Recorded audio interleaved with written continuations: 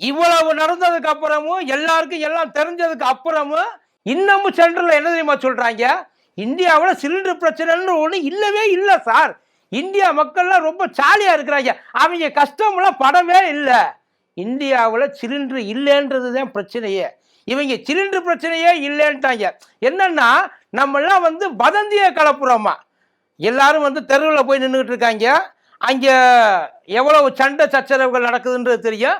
ஆனால் இவங்க என்ன சொல்றாங்க, பிரச்சனையே இல்லை, அங்கே சின்ன சின்ன பிரச்சனை தான் இருக்கே தவிர சீரியஸான சிலிண்டர் பிரச்சனை இந்தியாவில் வராது, நாங்கள் இருக்கிறப்ப அதை நாங்கள் வர விட்டுருவோமான்றாங்க. சீரியஸான பிரச்சனை இல்லாமல் தான் அக்ராஸ் இந்தியா ஆயிரக்கணக்கான ஹோட்டலையும் ரெஸ்டாரண்ட்டையும் க்ளோஸ் பண்ணியிருக்காங்க இல்லையா. அவங்க அந்த ஹோட்டலை க்ளோஸ் பண்ணவங்களுக்கெல்லாம் பணம் சம்பாரிச்சு சலிச்சு போச்சு, அவங்களுக்கு பணத்து மேல இருக்க ஆசையா போயிடுச்சு, இதுக்கு மேல சம்பாரிச்சு எங்க கொண்டு போய் வைக்கிறதுன்னு தெரியாம பிசினஸ் க்ளோஸ் பண்ணிட்டு வீட்டில் போய் சந்தோஷமா இருக்கிறாங்க. அதானே சார், அவன் எப்ப திரும்ப திறப்போம் ஹோட்டலை அப்படின்னு தெரியாம தவிச்சுக்கிட்டு இருக்கான். ஏன் தெரியுமா, ஏன்னா இவன் அந்த வரணும்ல, அந்த தட்டுப்பாட்டை சரி செஞ்சாத்தான், அதாவது தர வேண்டியவன் தந்தாத்தான் மறுபடியும் திறக்கிறதுக்கு ஏதாச்சும் வழி போறக்கும்.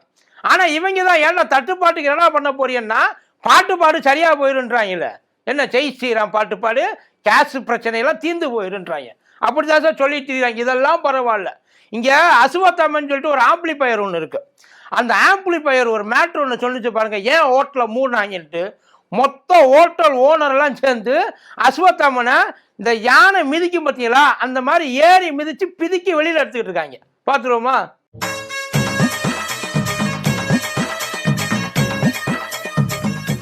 பூஸ்டர் சுகரை கண்ட்ரோல் பண்ணும், உங்க ஆரோக்கியத்தை மீட்டு தரும், சர்க்கரையை கட்டுப்படுத்துறதுக்கான எளிமையான வழிமுறை, இயற்கையான வழிமுறை, அனைத்து மருந்து கடைகளிலும் கிடைக்கும். மதியம் வணக்கம், இது மதியம் தர்பார் கோபி.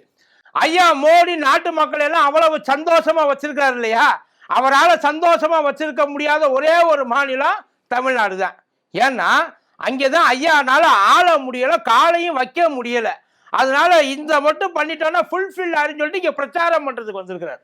எலெக்ஷனுக்காக இங்க நாடே வந்து பிரச்சனையில தவிச்சுக்கிட்டு இருக்கு, உங்களுக்கு பிரச்சாரம் முக்கியமா போச்சு இல்ல. அங்க உங்களுக்கு ஆட்சி, உங்களோட கட்சி வந்து ஆட்சியை பிடிக்கணும், எங்க வீட்டில் அடுப்பறிகிறத பற்றியெல்லாம் உங்களுக்கு கவலையே கிடையாது இல்ல. ஐயா இந்தியாவே ஈரத்துணியை எடுத்து வயிற்றுல கட்டிட்டு உட்கார்ந்துருக்கு, எப்போ என்ன எனக்கு வருமா வராதான்னு தெரியாம உங்களுக்கு எலெக்ஷன் குதூகலம் கேட்குது. அப்படின்னு நான் கேட்கல சார், ஒட்டுமொத்த இந்தியாவும் உங்களை பார்த்துக்கிட்டு இருக்கு. இன்னைக்கு இங்க வந்து என்ன சொல்ல போறீங்க நீங்க, திமுக தீய சக்தி, அதாவது அது சொன்னா சிலிண்டர் அடுப்பே இல்லாம சிலிண்டரை வந்து ஆட்டோமேட்டிக்கா கேஸ் ஃபுல் ஆயிரும், சிலிண்டர் முன்னாடி உட்கார வச்சுட்டு திமுக தீய சக்தின்னு சொன்னா சிலிண்டர் ஃபுல் ஆயிரும், அப்படித்தானே? வெக்கமா இல்லையா சார்னு கேட்பாங்க. வெக்கமே இல்லாம அவங்களும் வந்து நிறைய விஷயங்கள் சொல்லுவாங்கன்னு வைக்கல. இப்போ இந்த இஸ்ரேலு ஈரான் பிரச்சனை தான் இதுக்கு எல்லாத்துக்கும் காரணம். ஆமா, அதை யாரும் மறுக்கல, அது யாருக்கும் தெரியாமலாம் இல்லை. இதை சொல்றதுக்கா நீங்க இங்க இருக்கிய? இந்த மாதிரி எல்லாம் பிரச்சனை வந்துருச்சு, எல்லாரும் பார்த்து பக்குவமானது கொஞ்சம் லைட்டா அட்ஜஸ்ட் பண்ணிக்கங்க. ஏன் ஒரு 50 நாளைக்கு சிலிண்டர் இல்லாம உங்களால வாழ முடியாதா? நாமெல்லாம் என்ன அப்படியா இருந்துட்டோம், செத்தா போயிடுவோம், எதையா தின்னுட்டு இருக்க மாட்டோம், அப்படித்தானே இருக்கிறிய. அவங்க சொல்றாங்க சார், இதுக்கு எதுக்கு ஒரு மினிஸ்ட்ரி, இதுக்கு எதுக்கு ஒரு மினிஸ்டர், இதுக்கு எதுக்கு இவ்வளவு செலவு, தண்ட செலவு, எதுக்கு இவ்வளவு? இதை சொல்றதுக்கு நாங்க போதுமே, பிரச்சனை என்னன்னு சொல்றதுக்காக நீங்க கிடையாது சார், பிரச்சனையை எப்படி சால்வ் பண்ணுன்றதுக்காகத்தான் நீங்க இருக்கீங்க. ஆனா அதை பத்தி அவங்களுக்குலாம் எந்த ஒரு கவலையும் கிடையாது. இந்தியாவிலே இன்னைக்கு அதிகபட்சமா அபிஷியலா சிலிண்டர் அதிகமா விற்கக்கூடிய மாநிலம் எது தெரியுமா? பீகார், கிட்டத்தட்ட 1000 ரூபா. ரொம்ப லோவா விற்கிறது வேற இங்க பக்கத்துல எங்கேயோ வித்துக்கிட்டு இருக்காங்கன்னு நினைக்கிறேன். அதை சொல்லியெல்லாம், ஏன்னா எவனும் இங்க 1000 ரூபாய்க்கெல்லாம் சிலிண்டர் போய் வெளில நின்று பாருங்க, சிலிண்டர் ஆபீஸ்ல வெளில நின்று பாருங்க, அப்படியே அந்த பழைய பாப்பாட்டில் காட்டுற மாதிரி நிக்கிறாங்க, அப்படியே வரிசையா எப்ப கிடைக்கும் வாங்கிட்டு வீட்டுக்கு போறதுக்குள்ள அடுத்த 25 நாள் வந்துருவோமோன்னு நினைச்சிட்டு இருக்காங்க. அந்த லெவல்ல நிக்குது எல்லா கியூ. இதுல எங்களுக்கு எந்த பிரச்சனையும் கிடையாது, அதான் நம்ம சொல்றோமா, எந்த பிரச்சனையும் கிடையாது, நாங்கெல்லாம் இது வந்து டொமஸ்டிக் இதெல்லாம் வந்து நாங்கள் ஹேண்டில் பண்ணிட்டோம், நாங்கள் எல்லாத்தையும் வந்து முடுக்கி விட்டுட்டோம். என்னத்தை நீ முடுக்கி விட்ட, இத்தனை நாள் என்னத்தை வந்து பிடிக்கி, அப்போ நல்லா வாயில வரும் சார். நிஜமா அவன் அதாவது மரியாதையாக பேசணும்னு தான் நினைக்கிறான். வயிறு எரிஞ்சிச்சுன்னு வைங்கள, உடம்புல ஒரு எதுவும் வேலை செய்யாது. அவன் வீட்டில் போய் அங்கே நிற்கிறேன்னு பாருங்க, வீட்டில் என் புள்ள குட்டியெல்லாம் பசியோடு காத்துக்கிட்டு கிடக்கு, நான் அதுக்கு சிலிண்டர் வாங்கிறதுக்காக வந்திருக்கேன், அது கிடைக்குமோ கிடைக்காதோன்னு தெரியலன்னு உட்கார்ந்துருக்காங்க. பல இடங்கள்ல நாங்க பயங்கரமா சோர்ஸ் பண்ணிட்டு இருக்கோம். இத்தனை நாளா எங்க சூஸ் புழிஞ்சிட்டு இருந்தீங்க நீங்க? இப்போ உட்காந்து சோர்ஸ் பண்ண 40 கண்ட்ரில நாங்க சோர்ஸ் பண்ணிட்டு இருக்கோம். பிரச்சனை எப்ப அதான் இந்த பிரச்சனை வர்றப்ப அந்த ஊர்ல இருந்தா நமக்கு எல்லாம் சார் 60% நம்ம இம்போர்ட் பண்றோம். என்டையர் இந்த இவர் சொல்லுவாப்புல இந்த ஆத்ம நிர்பார் அது இது நிறைய சொல்லிட்டு இருப்பாருல்ல, நம்மளே வந்து ப்ரொடெக்ட் பண்ணிக்கணும், நம்மளே வந்து எல்லாத்தையும் செய்யணும், அடுத்தவனை நம்பி நம்ம இருக்கக்கூடாது. முழுக்க முழுக்க முழுக்க அடுத்தவனை நம்பி மட்டுமே இந்தியா இது வரைக்கும் உட்கார்ந்துருக்கு. வெளியில வாயில அதான் அவங்களுக்கு ஒரு பிரச்சனைனா வந்து இனிமேல் நம்ம வெளிநாட்டு பொருளை வாங்கக்கூடாதும்பாங்க. ஒன்றும் இல்லை, இப்போ இந்த சொல்றோம் இல்லையா, இந்த இங்க இருக்கிறவங்க இருக்காங்க, இஸ்லாமிய பொருட்களை வாங்காதீங்க, இஸ்லாமிய நம்பர்கள் கூட பழகாதீங்க சொல்லுவாங்க இல்ல. நீ ஓட்டுற வண்டியிலேருந்து பொங்கி திங்கிற வரைக்கும் அத்தனையும் அங்கேருந்து வருது. இப்ப இது தெரிஞ்சு போச்சு இல்ல, அவன் நிப்பாட்டுனா இங்க எல்லாம் நின்று போச்சு. நான் நசைந்தால் அந்த லெவலுக்கு தான் கொண்டாந்து விட்டாங்க. ஒரு சொட்டு கேஸ் அங்கேருந்து இங்க வர முடியல. எங்க இனிமே எவனாச்சும் சொல்லுங்க பார்ப்போம், இஸ்லாமிய நாட்டிலேருந்து இறக்குமதி பண்ணதை ஒரு இந்துவா இருந்து ஒரு பாஜக காரனா இருந்து நான் ஏத்துக்க மாட்டேன் பேசு பார்ப்போம். இப்ப பேசுங்க. இப்ப இருக்கிறவங்க எல்லாம் எங்க போனீங்க? இன்னைக்கு எவனாச்சும் ஒருத்தன் வாயை திறக்கிறானா பாருங்க. இவ்வளவு தட்டுப்பாடு இருக்கு, கவர்மெண்ட் இவ்வளவு கேவலமா ரன் பண்ணுது. கவர்மெண்ட் கொஞ்சம் கூட ரன் பண்றதுக்கான கெப்பாசிட்டியே இல்லாத ஒருத்தர் கையில நம்ம கொடுத்துருக்கோம். இதெல்லாம் வந்து தொலைநோக்கு பார்வை இல்லை. 50 வருஷம் 60 வருஷத்துக்கு அப்புறம் வரப்போறது இல்லை. அவனுக்கு தெரிஞ்சு போய் இவங்க 75 நாள் உறுதிமொழி கொடுத்ததுனால தானே சொன்னாங்க. இல்ல 75 நாள் எதுக்கு நீங்க கவலைப்படாதீங்க, எல்லாம் எங்க கிட்ட இருப்பு இருக்கு, உங்களை எல்லாம் அப்படிலாம் அலைய விட்டுறலாம் மாட்டோம், நீங்க எதை கண்டு நீங்க பயப்பட வேண்டாம் சொன்னதுனால தானே சார் பேசாம இருந்தா. இன்னைக்கு அவன் வெளியில வந்து சோத்துக்கு வழி இல்லாம இருக்கிறான். எல்லாம் இருக்கு, இருந்தாலும் திங்கிறதுக்கு வழி இல்லையே. ஏன்னா ஆக்கணும்ல, ஆக்கினது தானே நமக்கு வரும். ஆக்கிறதுக்கு வழி அதுதான் உட்காந்து நம்மள நோண்ட விட்டாங்க இல்ல. இப்ப எங்க அவன் சிலிண்டரை கட்டி பிடிச்சிட்டு படுத்து கிடக்குறாங்க சார். ஒருத்தர் சிலிண்டர் போயிடுச்சுன்னா என்ன பண்றதுன்னு தெரியாம வீட்டுக்குள்ள சிலிண்டரை பூட்டி வச்சுட்டு உட்கார்ந்து இருக்கிறாங்க. அவன் அந்த இது வச்சிருப்பாங்க, இந்த ஸ்டோர் ரூம் பெரிய பெரிய பூட்டு 2 சிலிண்டர் இருக்கு. எல்லா ஒண்ணு இந்த ஹோட்டல் பிசினஸ் போச்சு இல்லை. இந்த ஹோட்டல் பிசினஸ்க்கு ஒரு நாளைக்கு இப்ப பூட்டின வரைக்கும் வெறும் 20% தான் பூட்டியிருக்காங்க. வெறும் 20%. அந்த 20% அக்கௌண்டபிள் உள்ள வர்றப்ப 1500 கோடி ரூபாய்க்கு குறையாம நட்டமா ஒரு நாளைக்கு. எத்தனை நாளைக்கு இதை கண்டினியூ பண்ண போறிய? எத்தனை நாளைக்கு இதை இந்த லாஸ் அவனுக்கு திரும்ப யாரு கொடுக்கறது? ஒட்டு மொத்தமா கவர்மெண்ட் எடுத்துக்குமா? இது யாரோட மிஸ்டேக்? யார்கிட்ட சொல்லி நீங்க நிப்பாட்டினிய? முதல்ல இந்த கமர்ஷியலுக்கு போ. அப்ப அவன் அங்க அசோசியேஷன் வச்சிருக்கால, அவனுக்கு ஏதாச்சும் இன்ஃபர்மேஷன் கொடுத்தியலா? ப்ராப்பரா ஏதாச்சும் ஒரு கம்யூனிகேஷன் பண்ணியல? ஐயா இப்படி ஒரு சீரியஸான இல்ல, எதுவுமே தெரியாதா? எதுவுமே தெரியாம இருக்கிறது நீங்க அப்புறம் எதுக்கு தான் நீங்க எல்லாம் இருக்கிறீங்க? சுரண்டதுக்கு, அள்ளி கொடுக்கறதுக்கு. இப்ப அதானி வந்து இங்க ரிலையன்ஸ் இண்டஸ்ட்ரியில போயிருக்காங்க அம்பானி கிட்ட, நாங்க பண்றோம் எல்லாத்தையும் கொண்டு அவட்ட கொடுத்து. இப்ப நாட்டை கொண்டே கொடுத்தல எல்லாத்தையும். இந்த மாதிரி எதையாச்சும் ஒன்று கொடுத்து 10% எங்கேயுமே கிடையாது, 100% முழுசா நாங்க பண்றோம்ன்றாங்க. எங்கே எந்த அப்புறம் எதுக்கு போன் போனா போன் போக மாட்டேங்குது? அப்புறம் எதுக்கு 21 நாள் 25 நாளா மாத்தினீங்க? அப்புறம் எதுக்கு தேவையில்லாம இப்ப வேலை எல்லாம் உங்ககிட்ட இருக்குன்னா இவ்வளவு வேலைகளையும் ஏன் நீங்க பாத்தீங்க? இது முழுக்க முழுக்க ஒரு அரசாங்கத்தோட குறைபாடு, கேவலமான ஒரு மட்டமான ஒரு விஷயம். இதை கூட உங்களால போர்காஸ்ட் பண்ண முடியலன்னா அப்புறம் நீங்க என்னத்தை நீங்க கிழிச்சிருவீங்க? 25 வருஷ திட்டம், 50 வருஷ திட்டம், வல்லரசு திட்டம், என்னத்தை ஒரு வாரம் உன்னால தாக்கு பிடிக்க முடியல. அடுத்த வாரம் என்ன நடக்குன்றத உன்னால அதை கணிக்க முடியலையே. இவ்வளவு பிரச்சனை இருக்கு, நம்ம கிட்ட எவ்வளவு இருப்பு இருக்கு, எவ்வளவு தேவை இருக்கு சார். சடனா கட் பண்ணிட்டாங்க சார். இப்படி சடன் அதுக்குள்ள வரும். நீங்க வந்து ஹோட்டலை மட்டும் பாக்குறீங்க, ஹோட்டல் மட்டும் கிடையாது. அது ஒரு பேச்சுக்கு சொல்றேன். கேஸ் வெல்டிங் பண்ணுவாங்க தெரியுமா? தமிழ்நாட்டில் குறைஞ்சபட்சம் அந்த கேஸ் வெல்டிங்கை நம்பி ஒரு 5000 குடும்பம் இருக்கு. நான் சொல்றது தமிழ்நாட்டில் மட்டும் 5000 குடும்பம். 5000 குடும்பம்ன்றது ஒரு குடும்பத்துக்கு மினிமம் ஒரு 4 பேர் போட்டீங்கன்னா 20000 பேர். 20000 பேர் தெருவில் நிற்பாப்ப. அவனுக்கு சோறு கிடைக்குமா? அவனுக்கு வருமானம் கிடைக்குமா?